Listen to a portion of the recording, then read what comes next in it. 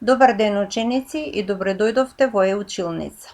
Јас сум Валентина Ангеловска и сум наставник во Основното училиште Антон Закоча Јупи од село Отлја, општина Липково.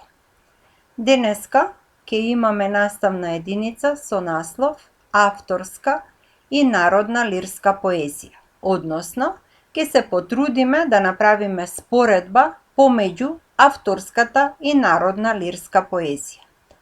Оваа наставна единица е наменета за учениците од 8 оделение од другите заедници.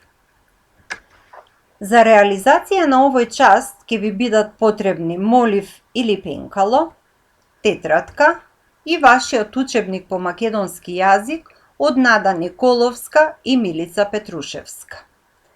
Пред да започнеме со нашата нова наставна единица, сакам да се потсетиме на колку рода ја делиме литературата. Сигурно се сеќавате дека литературата ја делиме на 3 рода, а тоа е лирика, која ги опева чувствата, епика, која раскажува или опишува настани, и драма, која представува дејства или настани кои се наменети за сцена.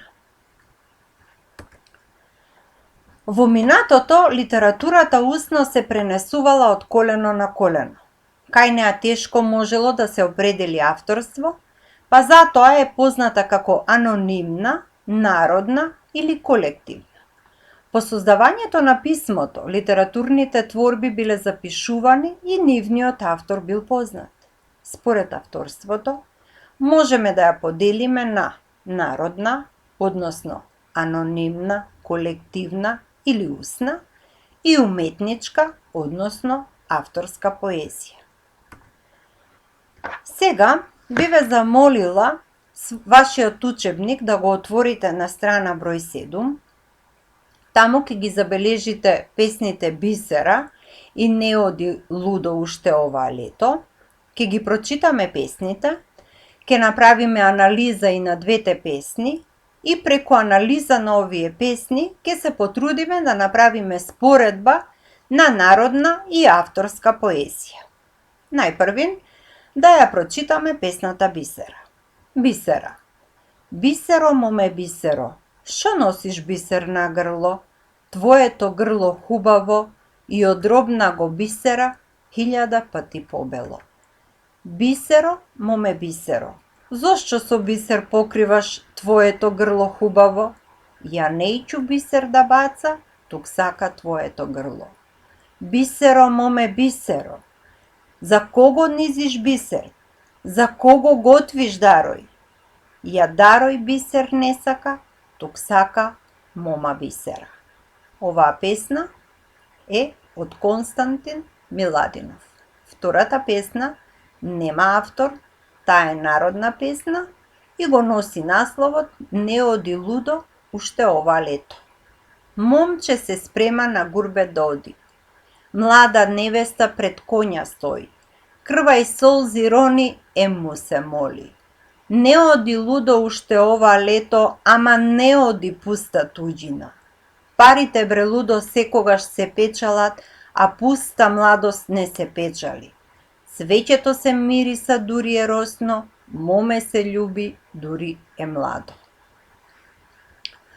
За анализа на една лирска песна, потребно ни е да го определиме видот на творбата, да го определиме мотивот, да видиме од колку поетски слики е составена песната, да определиме колку строфи има песната и колку стиха, дали има ритам и рима, и кои стилски фигури се запазени во песната.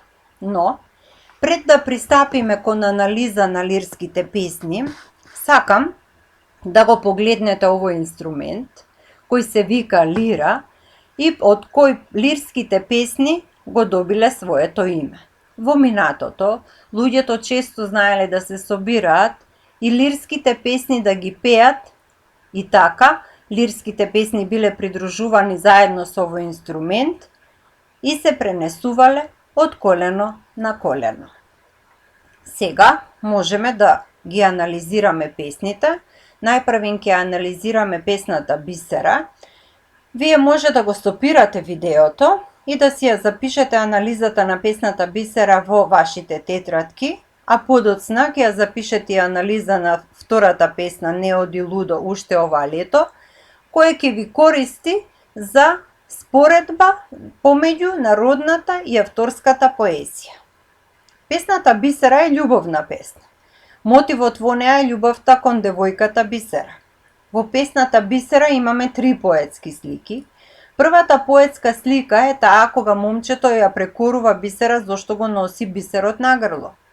Втората поетска слика, момчето отворено ја искажува својата намера, чиста и искрена љубов. И третата поетска слика, момчето не го сака материјално, туку ја сака само девојката Бисера.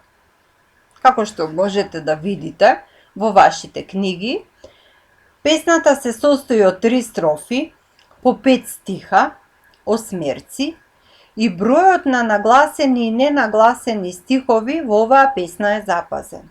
Песната е без рима, но забележуваме епитети и реториско прашање. Втората песна, песната Не оди лудо уште ова лето, е трудова песна и мотивот во неа е чувството и болка на жената. Во неа имаме една слика, а тоа е дека младата невеста го моли своето момче да не оди на печалба. Песната нема строфи, таа е испеана во една целина, има 9 стиха и бројот на нагласени и ненагласени стихови во оваа песна не е запазен. Песната е без рима, ритамот е бавен и тажен, каков што е соодветен за лирските песни.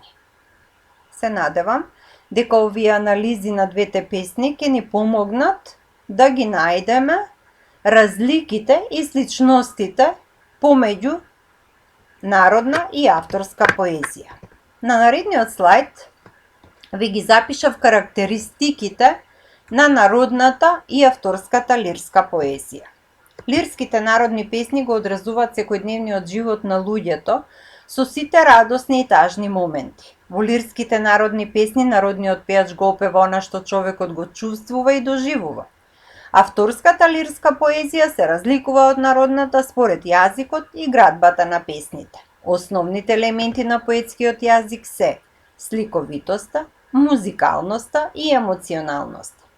Поетот ги воспева своите чувства за природата, мајката, жената, пријателот, но и за болката, љубовта, радоста и среќата. Јас напишав неколку сличности кои ги имаат авторска и народна поезија, а тоа се дека чувството е основниот елемент кај сите лирски песни, и според мотивот песните можат да бидат љубовни, пејсажни, трудолюбиви, хумористични и слични. А кога зборуваме за разлики помеѓу авторска и народна поезија, тоа е дека поетот во авторската поезија е познат, текстот на авторската песна е непроменлив и песните се испеани во строфи, додека кај народната песна поетот е непознат, текстот е променлив, па затоа еден ист текст може да се слушне во повеќе варијанти и песните се испеани во целина. Со ова го завршуваме овој онлайн част, а за дома ќе имате задача да пронајдете 2 лирски песни, од кои едната ќе е авторска, другата народна, и на истите да им направите анализа. Ве поздравувам, ви благодарам за вниманието и се гледаме во некоја наредна прилика.